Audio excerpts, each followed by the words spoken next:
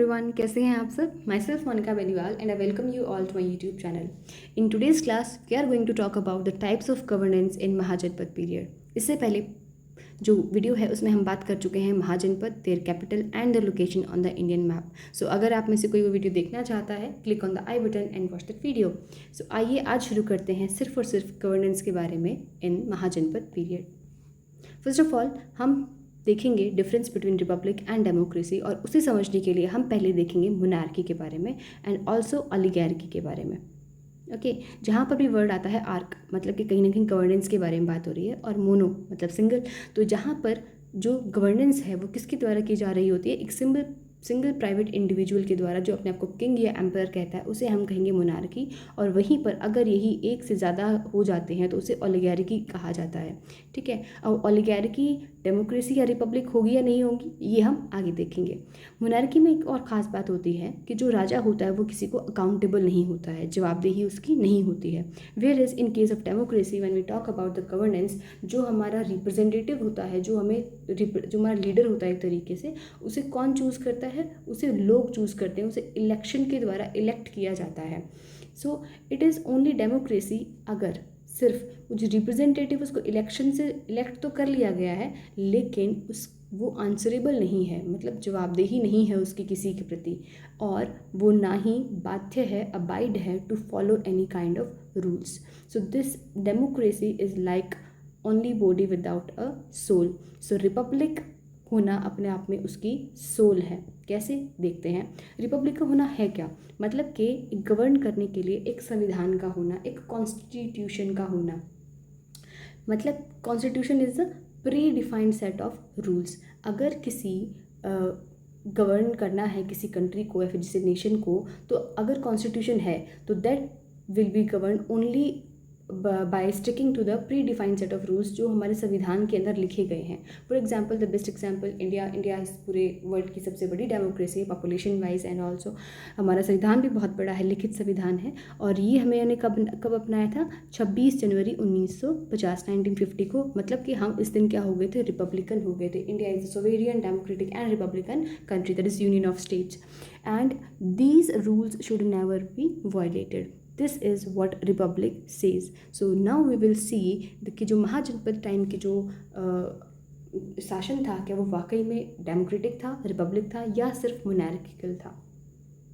सबसे पहले जान लेते हैं कि हमें कैसे पता कि भाई उस समय का कैसा शासन रहा होगा. सो अगेन आर्कियोलॉजिकल जो हमारे फैक्ट्स हैं, जो टेक्स्ट हैं, वो हमारे रेस्क्यू के लिए आते हैं. तो उस समय पर बहुत सारे टेक्स्ट लिखे गए, ब्राह्मणिकल टेक्स्ट लिखे गए, बुद्धिस्ट टेक्स्ट लिखे गए. अंगुत्र निकाय के बारे में पिछले क्लास में बात कर चुके हैं, जो हमें 16 महाजनपदों के बारे में बताता है. अंगुत्र निकाय इकलौता ऐसा टेक्स्ट है जो कि बुद्धिस्ट टेक्स्ट है, जहाँ पर 16 के 16 महाजनपद के बारे में एक साथ लिखा हुआ है.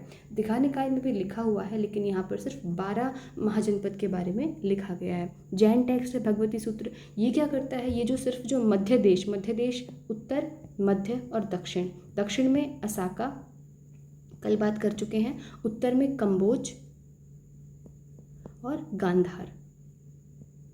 ओके सो इनके बारे में जो ये है जैन जो टेक्स्ट है, ये सिर्फ मध्य देश पे फोकस करता है, ना कि उत्तर वालों पे. इसीलिए थोड़ा सा रेलिवेंस नहीं है, बहुत सही हमें जानकारी नहीं देता है.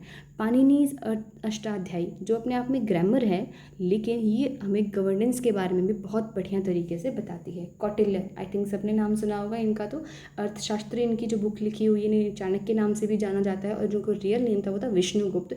अर्थशास्त्र इन्होंने लिखी 4th से 3rd सेंचुरी BCE के बीच में, और इन्होंने बहुत ही बेहतरीन तरीके से शासन गवर्नेंस के बारे में उसमें बताया हुआ है.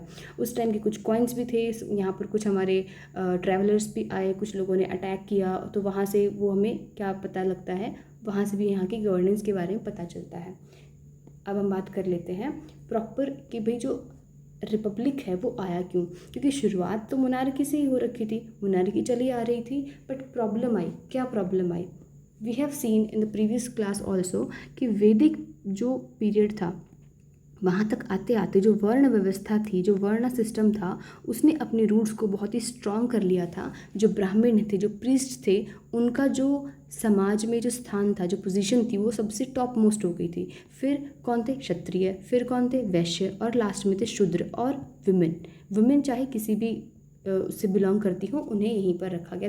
दे शूद्र और वुमेन को कोई भी राइट नहीं दिया गया था टू पार्टिसिपेट और टू वोट और एनी काइंड ऑफ कि वो अपने समाज में अपनी रिप्रेजेंटेशन दिखा सके।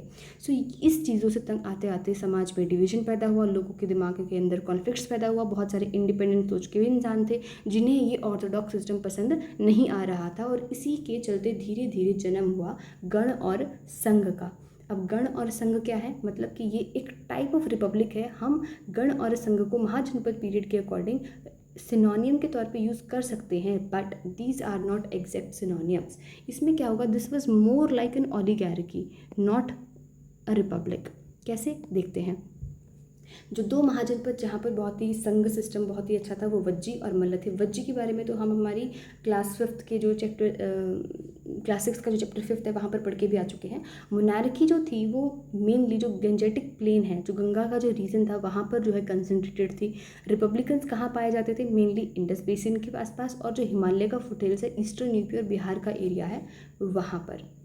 अब क्या होता था कि मान लो कि जो मोनार्की में रह रहे हैं कुछ लोगों को और वो उन्हें नहीं ऑर्थोडॉक्स जो वैदिक फिलॉसफी है वो नहीं अगर अच्छी लग रही है, so they can move to that part also. ऐसा भी हुआ है उस समय पर, हमें इसके प्रमाण मिलते हैं बहुत सारे टेक्स्ट के अंदर। गण और संघ सोसाइटी देखो बनी किस लिए थी, मोनार्की को अपोज करने के लिए, डिवीजन को अपोज करने के लिए। जो वर्ण व्यवस्था बन गई थी, हायरार्की बन गई थी, उससे अपोज करके बनी थी। तो ऑब्वियसली बात है कि वहाँ पर क्या हो रहा होगा, वहाँ पर लोगों को इक्वल बेसिस पर ट्रीट किया जा रहा होगा, जो कि किया भी जाता था। बट अगेन कोई भी सोसाइटी, कोई भी समाज कभी भी 100% क्या नहीं हो सकता, सही नहीं हो सकता। समाज बिल्कुल अपना नहीं सकता सारे रूल्स को। तो ये जो हमें इक्वलिटी देखने को मिली ये सिर्फ अपर क्लैन में देखने को मिली।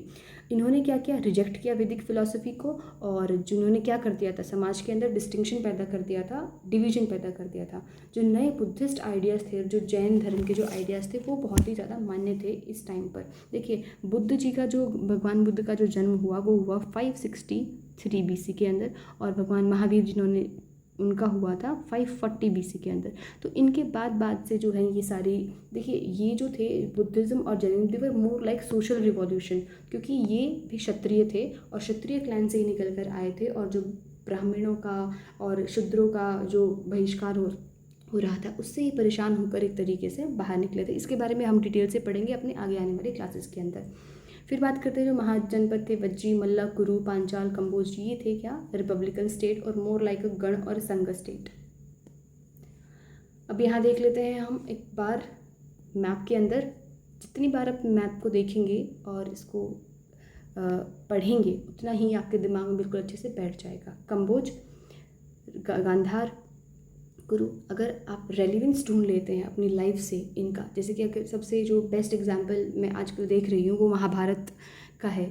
उसमें क्या है कि ये सारे लगभग कहीं ना कहीं आपको सुनने को मिल ही जाते हैं। So if you correlate them with those characters तो याद करना हमारे लिए आसान हो जाता है।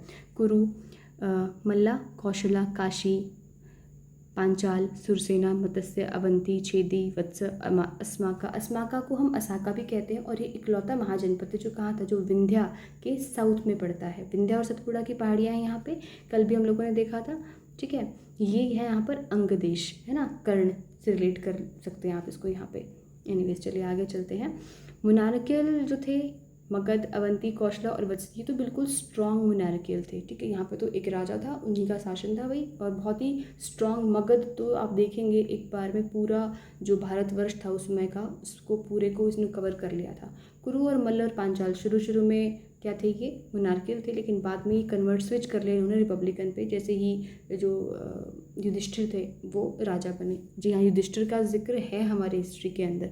कंबोज, पाणिनि के अकॉर्डिंग ये क्षत्रिय मोनार्की थी, लेकिन जो कौटिल्य की जो अर्थशास्त्र है उसके अकॉर्डिंग ये रिपब्लिकन था। तो देखिए हम देखेंगे अगेन कि कोई भी 100% सोसाइटी आपको ना तो यहाँ इन जैसी मिलेगी ना इन जैसी मिलेगी। तो हमें अपने आप से इस चीज़ को थोड़ा सा देखना और समझना है, सब्जेक्टिविटी को लाइफ में लेकर आना है, that nothing can be 100% objective. कुछ भी 100% ऑब्जेक्टिव नहीं हो सकता, ओके। कुरु मल्ला हमने देख लिया, बाद में स्विच कर लिया था। वज्जी जो है वो बेस्ट एग्जाम्पल था गण और संघ का। सुरसेना जो है वो भी क्या थी, कौटिल्य के अर्थशास्त्र के अकॉर्डिंग रिपब्लिकन थी, या फिर ओलिगार्की, या फिर गण और संघ कहें तो ज़्यादा बेहतर होगा। Again from here what we conclusion ये निकल कर आता है कि जो महाजनपद, जो रिपब्लिकन महाजनपद थे, असल में वो republican Mahajanapada were no real democracy. Monarchy तो बिल्कुल 100% थी, बट डेमोक्रेसी नहीं थी, मतलब इलेक्शन नहीं हो रहा था ना। रिपब्लिकन था बट इलेक्शन नहीं हो रहा था, क्योंकि जो चूज़ करने का जो राइट था, they were only given to the Brahmin and Kshatriya. इसके अलावा रिप्रेजेंटेटिव्स को चूज़ करने का जो राइट है वो नहीं दिया गया था। So this was all about in today's class. We are going to solve some question and answers in the next series, जो हमारे बहुत सारे कॉम्पिटिटिव एग्जाम्स से बहुत काम का होने वाला है। So stay tuned and keep learning. Bye bye.